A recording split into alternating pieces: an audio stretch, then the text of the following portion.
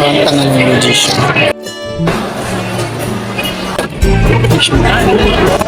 Nakalusot ang bakla. 4 hours ako naging bobo. Hindi ko akalain, hindi pala ako pasok sa partido. 33 na pala ako.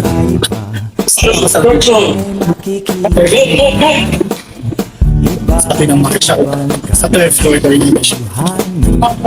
Ilang oras na kung ano, ilang oras na. Tapos, ngayon ko lang naalala.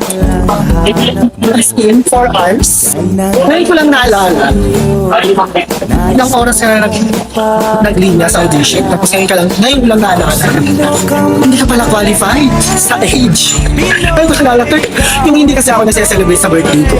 Yung first time talaga na sinelebrate yung birthday ko this year na mga ka-office mate ko. Kaya hindi ko na naalala yung birthday. Almost 8 years na hindi ako nag-celebrate. Kaya hindi ko na namalayan. Akala ko 32 kasi kakapasok ng January 2024. 32 years old pa ako. Diyos ko, March pa na ang birthday ko.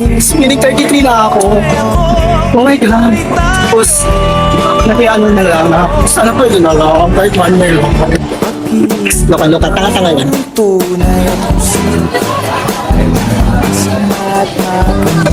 Parang tanga lang.